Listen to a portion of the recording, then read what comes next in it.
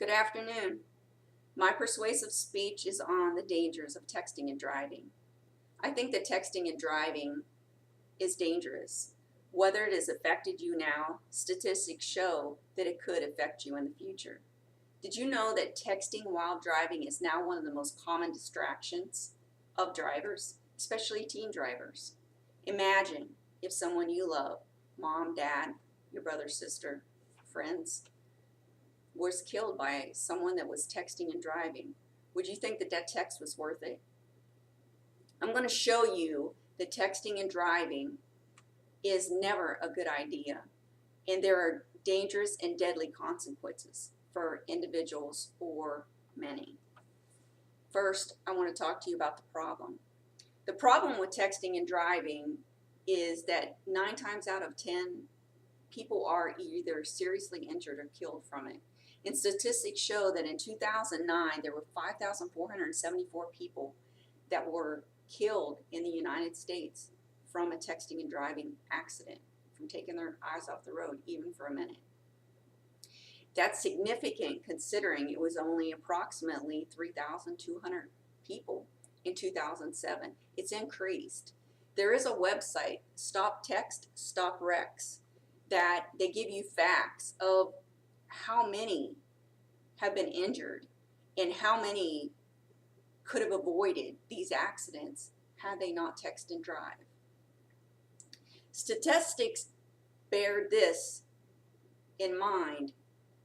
It's mainly the teen age group that's doing this. Teenagers, young, they think that they can do anything and not have any problems. Okay, we all know when you first get your license, you think you're invincible and nothing can happen to you. But it's been proven that teenagers are the ones that we have to be most careful with and most fearful of on the roads. On one website, on the Allstate Foundations, it did show that there was an increase of deaths among teenagers on May 20th of all dates. But believe it or not, on May 20th, we are right around the time frame of the young ones are getting out of school. They're graduating. They've got proms.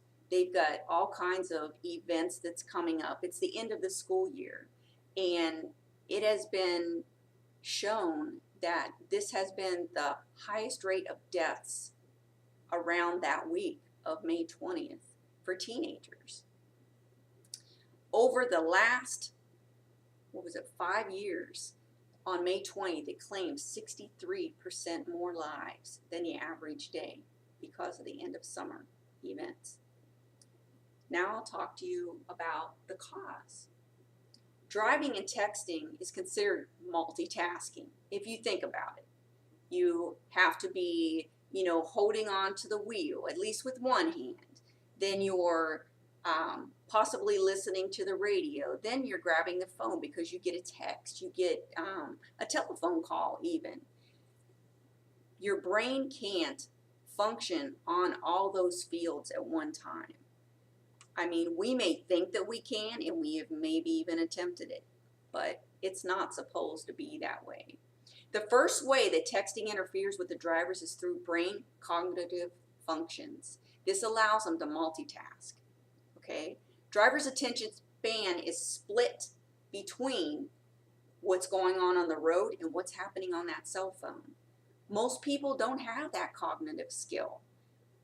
Teenagers think they do, but they cannot multitask like that. They can't do all those processes at once. This causes an individual's brain it processes too much mentally.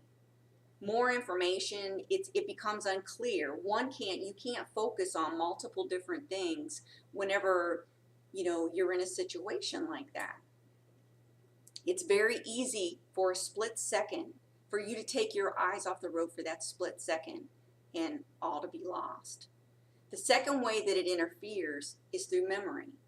A memory is when a brain engages in a constant process that sends. And whenever you're sending these processes or you're sending, the memory, you can't have all these different functions going at the same time. So this is my solution for you. If you should happen to be one of those ones that text and drive, or text and talk to people where you can't have two hands on the wheel.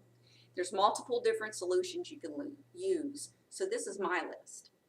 Unless you are on a long road trip, put your phone on silent, or make sure that you arrive safely at your destination. If you have to pull over to answer a phone call or text, that's great.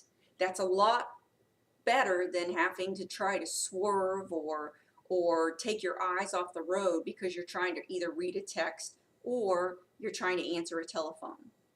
Believe it or not, there's actually apps out there now for most standard phones that will help you prevent you from texting and driving. It's actually a voice recognition program that will text for you, and you don't have to touch anything, so you're not taking that much attention off of the road. And next, normally you're not always alone when you're riding in the car. Get a designated texter. There's nothing wrong with that. I mean, you know, it's better to have someone to be sitting there doing the texting for you than you take a chance on injuring someone or possibly even yourself. Silence is the best, though. I've just taken you through the problems of texting and driving. I provided you the statistics, and I presented you with the possible dangers of texting and driving. I've given you alternatives to not only keep you safe, but to also keep those safe around you. Laws are being enacted due to public outcry, and most states are on board with the legislation on pushing the drivers to stop texting. But that would be a drop in a bucket for anybody, you know, for everything to happen that fast. Because when you are distracted, even for 2 minutes from the road, it could have disastrous consequences. I hope that I've convinced you to join me in educating people to change their habits of not texting and driving. Silence can save lives. Thank you.